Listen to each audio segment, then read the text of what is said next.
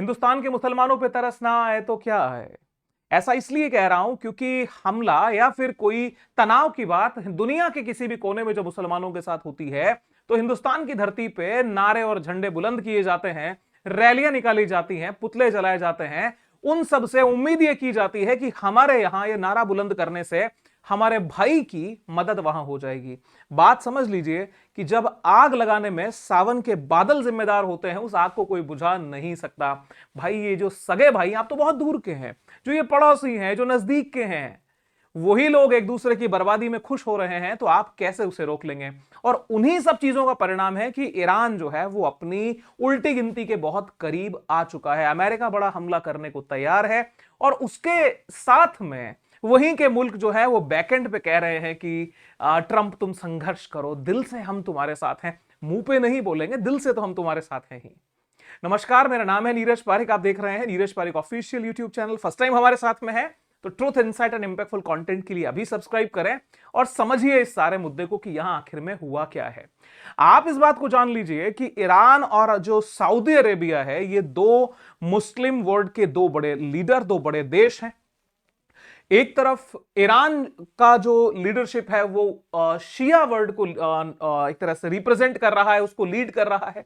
सुन्नी मुस्लिम जगत का लीडर बन के सऊदी अरेबिया बैठा है और इन दोनों के बीच में हो सकता है एक परवरदिगार की उस बारगाह में जाके ये अपना सर झुका देते हो एक ही विचारों में, लेकिन जो तनाव जब होता है तो इन दोनों के बीच में उतना ज्यादा है क्योंकि पाकिस्तान में जो मस्जिदों में बम ब्लास्ट होते हैं वो उसके पीछे कोई शिवसेना, आरएसएस या कोई हिंदू नहीं होता, बल्कि वहीं के लोग होते हैं जो कि अहमदिया और शियाओं की मस्जिद में बम ब्लास्ट करते हैं। आपसी टकराव दुनिया के किसी भी वर्ग में हो सकता है, अगर यहां है तो ये करना बहुत ज्यादा चर्चा का विषय भी नहीं है क्योंकि, लेकिन ये तो स्पष्ट है कि इनके बीच में तनाव है। एक बात और है कि ईरान की बढ़ती हुई ताकत से सऊदी अरेबिया भी खुद को इनसिक्योर फील करता है। क्या आप लोग भूल रहे हैं जिस समय पे ईरान ने अटैक किए थे इजराइल के ऊपर और बहुत ही जबरदस्त स्ट्राइक करके मोसाद के बिल्डिंग तक को ढहा दिया था, उसके बाद में यही वो देश थे सऊदी अरेबिया से जो राहत सामग्री रवाना होती है और इजराइल में उतरती है। वो फिलिस्तीन या फिर जो गाजा की तरफ वो नहीं गया था।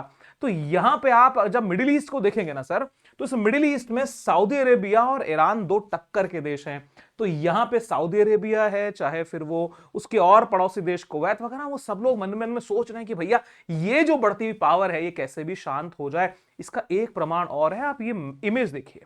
इस इमेज में आपको समझ में आएगा कि कुवैत, इराक, जॉर्डन, माफ कीजिएगा, जॉर्डन, सऊदी अरेबिया में 3 2 5 जगह, इसके अलावा आपके अमन में किस जगह पे नहीं मिलिट्री बेसेस अमेरिका के बने हुए हैं। ये जो आप रेड कलर में देख रहे हैं ये नेवल फैसिलिटी है और ये बाकी एयर बेस है। इन जगहों के ऊपर किस बड़ी तादाद में सऊदी अरेबिया में 1 2 3 4 5 6 7, माफ कीजिएगा 7, 6 to 7 प्लेसेस पे आपने एंट्री दे दी। यहां पे टर्की ने एंट्री दी हुई है, इराक में एंट्री है, जॉर्डन में है, ओमन में है, यूएई के अंदर है, कहां पे नहीं है।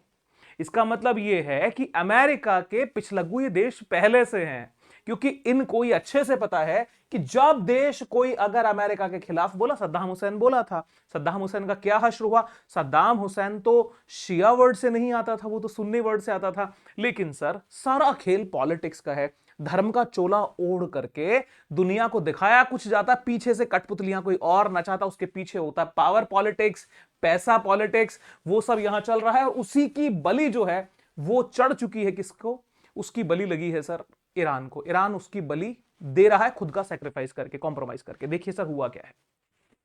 आपको यह बात अच्छे से पता है कि अमेरिका ने अपना जो एयरक्राफ्ट कैरियर है वो मिडिल ईस्ट में भेज दिया है और ये जो युद्ध की स्थितियां पैदा की हैं, कुछ दिन पहले चला हुआ वो बेड़ा पहुंच चुका है, दूसरे की धमकी दे दी है। अब वो जो मेन जो जहाज जो शिप आया है उसके बाद में सेकंड लेवल पे आज ही US announces second naval fleet heading towards Iran, यानी दूसरा जो नौसैनिक बेड़ा है उसको भी रवाना कर रहे हैं। अब उसके लिए शर्तें ये लोग रख रहे हैं कि भैया हमारी शर्तें मान लो। उन शर्तों पे आए उसके पहले हम थोड़ा इस जहाज को के बारे में समझ लें कि ये इतना भारी भरकम, ये इतना तनाव का कारण उसके लिए क्यों बन रहा है, और क्यों मिडिल ईस्ट के देश सोच रहे हैं कि भैया ये आपस में लड़ो निपटो, हमें कम से कम दूरी बनाए रखो, हमें इसमें ना फंसाओ। ये आपका अब्राहम लिंकन है, यूएसएस अब्राहम लिंकन। ये यूएसएस अब्राहम लिंकन की विशेषताएं बहुत ज्यादा हैं। आप देखिए कि 1988 में ये बना था, उसके बाद में 1989 के अंदर इसको कमीशन किया गया। अब यहां पे 57,000 करोड़ इंडियन रुपीस में देखें तो इसकी कीमत बनती है। इसकी 333 मीटर लंबा है, 76.8 मीटर ये चौड़ा है। लगभग ये इसकी स्पीड 50 टू 60 नॉटिकल माइल पर किलोमीटर पर आवर पे चलता है। सबसे बड़ी बात जो इसकी सबसे इंटरेस्टिंग पॉइंट है वो है कि इसमें रिफ्यूलिंग की रिक्वायरमेंट नहीं है लगभग 30-35 साल तक। ये बड़ा आश्चर्य का विषय है। 30-35 साल तक किसी, अगर ऐसा कैसा कोई जहाज हो सकता है 30-35 साल तक उसमें रिफ्यूलिंग नहीं चाहिए? रिफ्यूलिंग इसलिए नहीं चाहिए क्योंकि इसमें खुद में 2 न्यूक्लियर रिएक्टर लगे हैं, 2 परमाणु संयंत्र लगे हैं जो परमाणु ऊर्जा जनरेट करते हैं, और इसको किसी से पूछना नहीं है, 35 साल तक चलने की कैपेसिटी। सर इसलिए ये लोग जो अपने मिलिट्री के ऊपर इतना इन्होंने इन्वेस्टमेंट किया हुआ है और दुनिया को ये डीआर्मामेंट या निशस्त्रीकरण का पाठ पढ़ाते हैं, क्योंकि शक्ति की सर पूजा संधान तो सर कलयुग में शक्ति का ही होता है। तो यहां पे ये शिप जो है ये नेवल शिप पहुंचा है और इसका डर बरकरार है। लेकिन यहां पे एक बात बेहतरी बताता हूं मैं ईरान की तरफ से। ये जो इनसाइट है ये बहुत कम आपको समझ में, चर्चा के अंदर कहीं आया होगा। आप ये जान लीजिए कि इतने बड़े खतरे को अपने ऊपर देखते हुए भी इन्होंने सरेंडर नहीं किया है।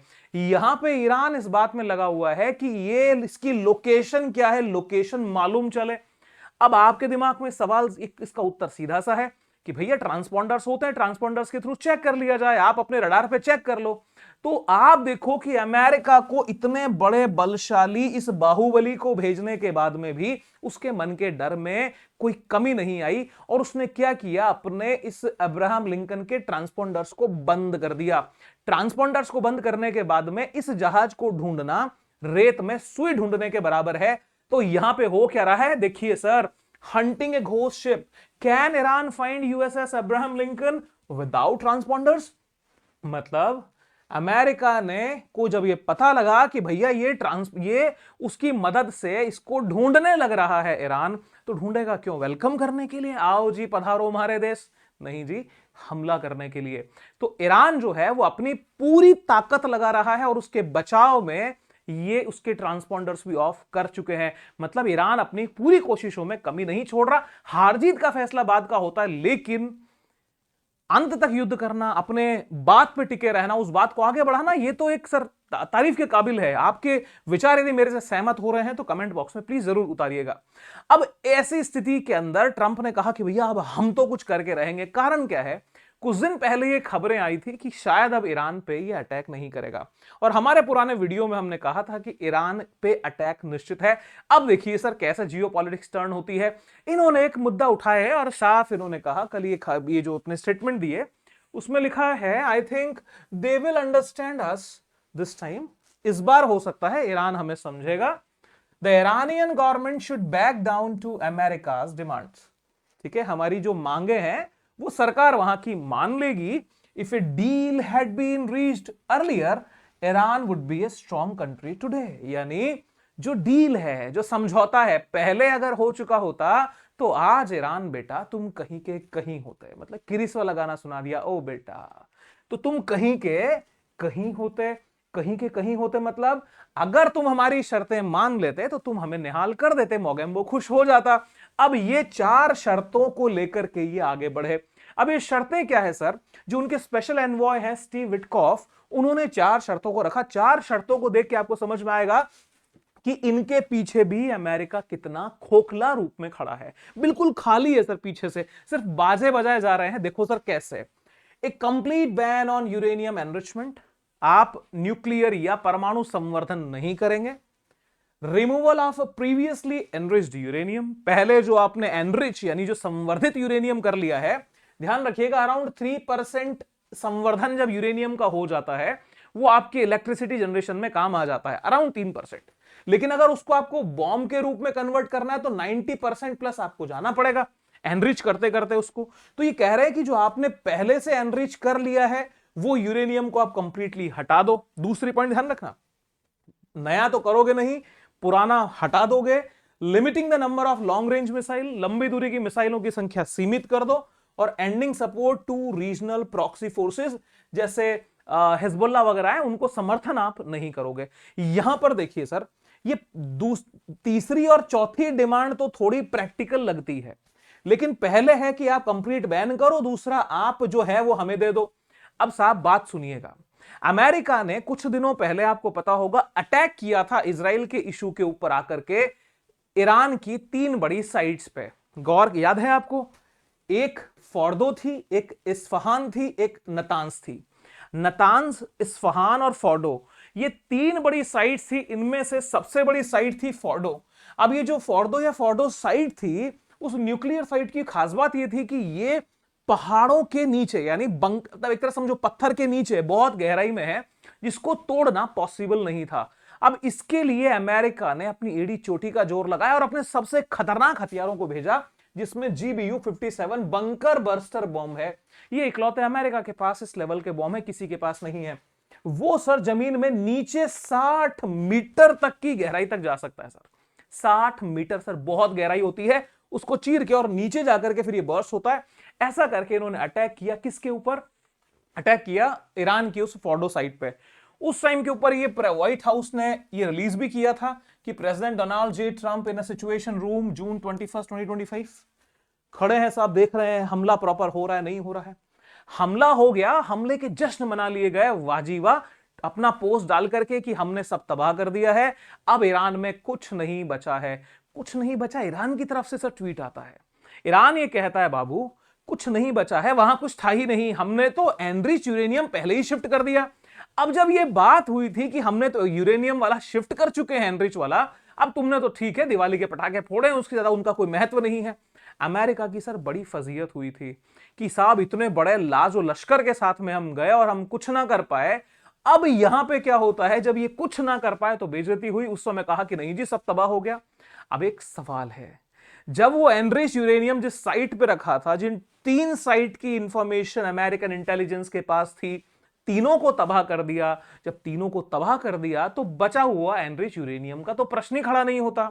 जब उसका पूरा स्ट्रक्चर ही खत्म कर दिया तो नए प्रोग्राम वो कैसे चलाएगा? तो अगर या तो उस समय हमला फेल हुआ था, या तो ये डिमांड्स बेकार हैं। अब ध्यान से सुनिएगा, डिमांड ही बेकार है, हमला तो ये हमला भी फेल था और डिमांड बेकार है। क्यों? क्योंकि जिस समय पे अगर मान लीजिए हमला हुआ और बंकर बस्टर ने जाके नीचे पूरा तबाह कर दिया, एनरिच यूरेनियम बाहर लीक होगा, तो सर वहां पे जो जिसको हम कहते हैं कि रेडिएशन का प्रभाव होना चाहिए कि नहीं होना चाहिए? स्वाभाविक बात है, बॉटल को तोड़ोगे पानी होगा तो पानी बाहर बहेगा। तो न्यूक्लियर रेडिएशन वहां पे हुआ या नहीं हुआ, इस बात को लेके इंटरनेशनल एटॉमिक एनर्जी एजेंसी ने ट्वीट किया और बताया, following attacks on 3 nuclear site in Iran, 3 जो न्यूक्लियर साइट है ईरान की, उन पे जो अटैक हुआ है, including Fordow, the IAEA can confirm that no increase in off-site radiation levels has been reported as of this time. नहीं हुआ। तो नहीं हुआ मतलब ईरान तो सही कह रहा है, इसका मतलब कि वहां पे जो था माल उन्होंने हटा लिया। अब ये चाहते हैं कि भाई अब तुम जो बचा हुआ ना वो हमें रिटर्न दे दो, क्योंकि हमारा वो तो फेल हो गया था। अब साहब ऐसी फजीयत के बावजूद अमेरिका अपनी जिद पे अड़ा रहा। अब यहां क्या हो रहा है कि सत्ता को गिराया कैसे जाए? ईरान के अंदर जो सत्ता चल रही है, इसके वहां के लोग भी विरोध कर रहे हैं। अब एक पक्ष ये कहता है कि जी ये विरोध वहां के लोगों का कम है, मोसाद और अमेरिकी इंटेलिजेंस एजेंसीज ने वहां पे माहौल बनाया है और माहौल बना के लोगों को बरगला करके वो ये काम कर रहे हैं। देखिए, किसी भी सत्ता के पक्ष और विपक्ष दो हो सकते हैं। यदि जनता वहां की वास्तविक विरोध में है तो निश्चित रूप से विरोध जायज भी है, लेकिन यदि उस विरोध के पीछे आग लगाई जा रही है तो सर वो किसी भी देश में कोई भी कभी भी कर सकता है। मेरा इशारा जो है वो कहां जा रहा है आप समझ गए हैं? समझ गए हैं तो कमेंट में जरूर उतारिएगा। अब वहां पे हुआ क्या, जनता विरोध में आई, जनता ने बड़े ही गजब तरीके से अपनी बातों को रखा। वहां पे जो भी एक्टिविटीज हुई हैं उनसे कुल मिला के वो चाहते भी हमें आजादी चाहिए, हम किसी तरह के दबाव में नहीं जी सकते। और इन सब के पीछे जो लीडर जो वहां पे निकल के आ रहे हैं वो है रजा पहलवी। रजा पहलवी वहां के पुराने शाह जो कि अमेरिका की कठपुतली हुआ करते थे, उनके सुपुत्र हैं। अब ये प्रिंस जो है उनको डिमांड हो रही है कि साहब हमारे प्रिंस को हमारे पास भेजो, हम वापस से वैसा ही शासन चाहते हैं। अब यहां पे आप बात समझिए, एक क्रम चल रहा है। इस क्रम के अंदर आप ही समझेंगे कि मादुरो को जिस तरह से कैप्चर करना, उसके बाद के अंदर ये ग्रीनलैंड को लेकर दबाव, ग्रीनलैंड के बाद में कोलंबिया पे प्रेशर क्रिएट किया। अब इन सब चीजों के बीच में जब वहां की जनता, ईरान की जनता ये मौका दे रही है, तो अमेरिका को क्या चाहिए? अमेरिका को चाहिए पेट्रोल, अमेरिका को चाहिए सियासत, और अमेरिका को चाहिए कंट्रोल, की भी हमारे एरिया जो है कंट्रोल में रहे। अब जब मौका जनता ने दे दिया है तो सर ईरान एंट्री करने में चूकेगा नहीं। अब यहां पे मुझे सद्दाम हुसैन की याद जरूर आती है। अब आपके दिमाग में प्रश्न होगा कि यार एक बात नहीं समझ में आई, मुद्दा ईरान का है, ये साहब कभी के जा चुके हैं, मतलब मैं कहूंगा ये कभी के शहीद हो चुके हैं, शहीद हुए थे अपने देश के लिए। अब यहां पे चर्चा क्यों? अब बात देखो, अमेरिका की 400 बीसी का बड़ा ही प्रैक्टिकल नमूना जो अभी मीडिया हाउसेस में कवरेज नहीं हो रहा है। यहां पे जो सद्दाम हुसैन है उनको लेकर के, यानी इराक को लेकर खबर यह है कि यहां पे एक व्यक्ति है नूरी अल मलिकी। नूरी अल मलिकी ईरान के प्रधानमंत्री रह चुके हैं, माफ कीजिएगा, नॉट ईरान, इराक के प्रधानमंत्री रह चुके हैं, और आने वाले समय में इराक के फिर से प्राइम मिनिस्टर बन सकते हैं। अच्छा जी, तो प्रॉब्लम क्या है? प्रॉब्लम यह है कि जिस समय पे ये प्रधानमंत्री रहे उस समय पे शायद कुछ चीजें अमेरिका के अनुकूल ना रही होंगी। अब अमेरिका के अनुकूल नहीं रही तो इन्होंने कहा कि ये बड़ा ही घटिया किस्म का व्यक्ति है और इसको दोबारा प्राइम मिनिस्टर जो है वो हम नहीं बनने देंगे। लगभग सारे मीडिया हाउसेस में कवर हुआ। मूल रूप में पढ़े तो लिखा है, Trump wants against Nouri al Maliki return as Iraq prime minister, was to end the US support. बोला जी सुन लो, यदि ये मलिकी फिर से प्राइम मिनिस्टर ऑफ इराक बना, मैं अपना सपोर्ट छोड़ दूंगा, और मेरे सपोर्ट के बिना फिर तुम क्या ही कर लोगे, सोच लो। अब कुल मिलाकर के बात यह कि इसका, क्योंकि इराक और ईरान की बॉर्डर टच होती है, ठीक है, अब इराक और ईरान की जब बॉर्डर टच होती है तो बॉर्डर के साथ में एक चीज और टच होती है, वो है शिया मुस्लिम फैक्टर।